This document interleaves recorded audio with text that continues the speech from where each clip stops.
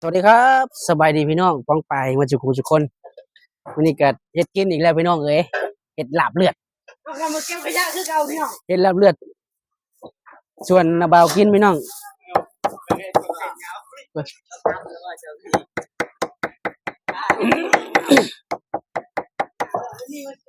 เดี๋ยวเราเก็บกระป๋องเดินแต่ทางเลยนี่พี่น้องพอแล้วก็พวกบ้านนั่นดอกอุ้ยหนี่เลยนี่มาเล่นตรงนี้เก็บไปไหนเด็กน้อยนี่ไล่เด็กน้อยนี่เลยพี่น้องเอ้ยเอาไปหนักไปนี่พี่น้องเฮ็ดลาบนี่ได้ก็จะกินก่อนคุยห้องจะมองไอ้หรอกคุยนั่นมันยังไม่ได้ออกมาบอกน่ะมันก็เห็นว่าเขาจะมองเดียวกัน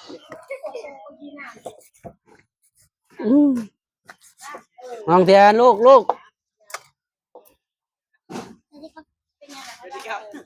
บัง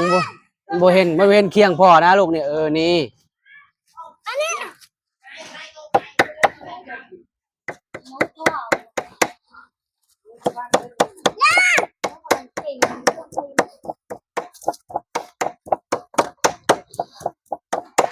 เห็ดลาบเลือดแซ่บๆไว้นี่พี่น้องเอ้ยแซ่บๆข้างล่างก็เก็บขยะขายพี่น้องโอ้โห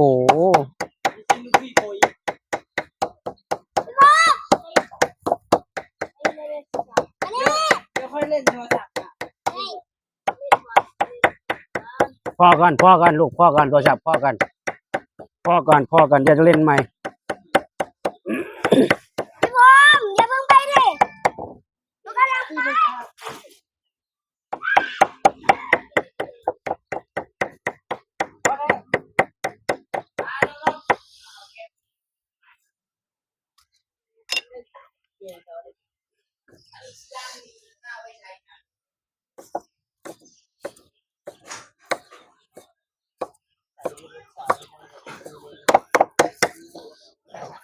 อย่างว่ามันคือลื่นๆเนี่ย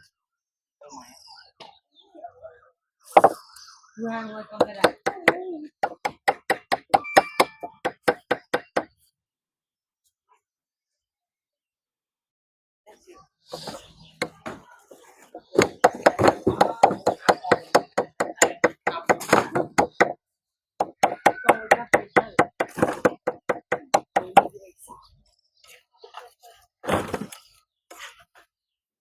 มีประทันแล้วโอ้ยพี่นาก็สั่งโดนมาเนาะเดี๋ยวถ่าเบิ่งตอนกินพี่น้องเลยใส่เลือดไปนี่พี่น้องใส่เลือดนะครับไอเทียนะไอเทียในมันเชฟอะไรแล้วอย่างนี้ก็จะกินทีนึงใส่เลือดครับนี่มันต้องมีเฮียแล้วหรือเปล่านี่เอาแบบรอยเลือดเลยพี่น้องเลย ก็คือพร้อมที่ขายแล้วมันบ่ขายมันก็เหลือจ้ะ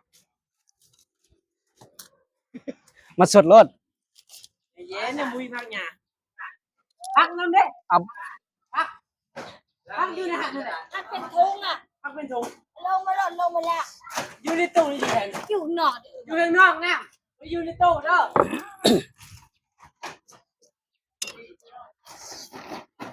นี่แหละผักโอ้โหสุดยอดเลยครับ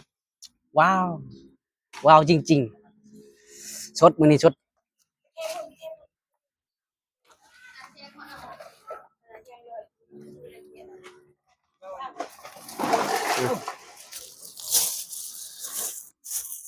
แบบบ่ต้องล้างเลย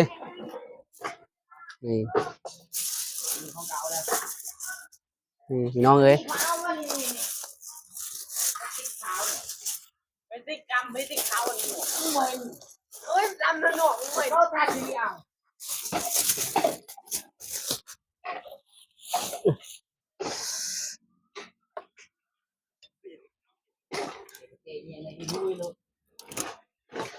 จะมากินลุยก่อนแกช่วยดู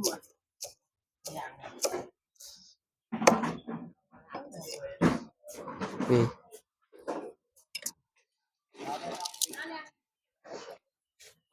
นี่เราคนไม่เงี้ยเกี่ยคือยี่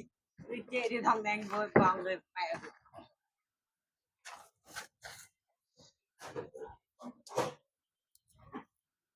ไม่ยังเชื่อ พึกใช้รถ ใจแห้งเลยยืนพึกอยู่ เนี่ยผมไปหลายโลว่าเลย ดึงน้ำเหล็กอ่ะ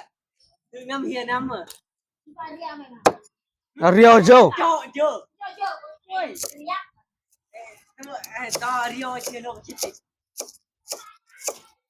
ไม่บอก อืม เนี่ย อืม แต่แรกเชียร์โลกคิดติด โอ้แต่ล่างบดแซ่บ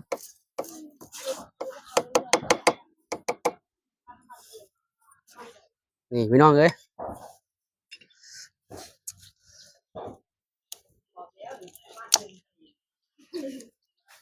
ใบขี้หูด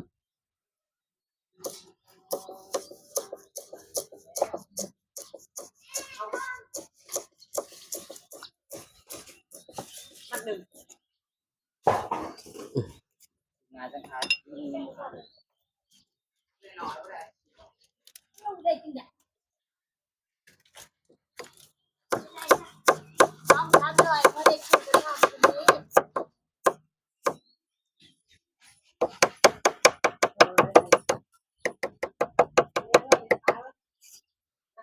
นี่ สีดำนี่กูอยากเขาเอานี่นี่ขายแล้ว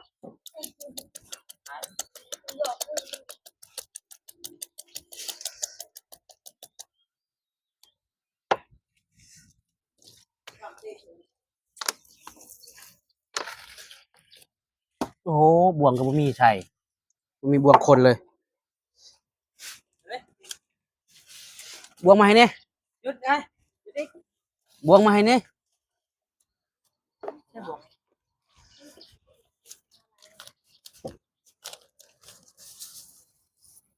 แต่ร้ายแซ่บร้ายแซ่บน้อยแซ่บน้อย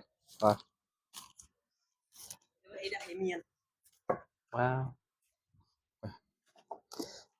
เป็นไรก็เอาเลย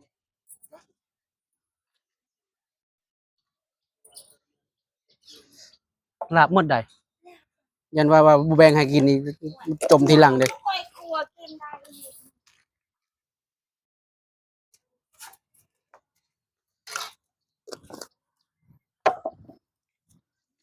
อาบน้ำไหมลูกไม่ว่าเปียกขนาดนี้เลยกินแล้วครับ นี่อื้อหือ แต่เราเสิร์ฟน้องน้อยครับพี่อ้วนนู่นนี่ผักกระจอกกินละเน่เน่งานนะมือ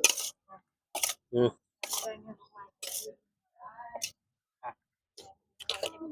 หือยอดแซ่บกระดอกขาดคมว่ะบ่แล้วเลย เอาลำเดือดก่อนประมาณไม่กินหรอกกินกระเท้า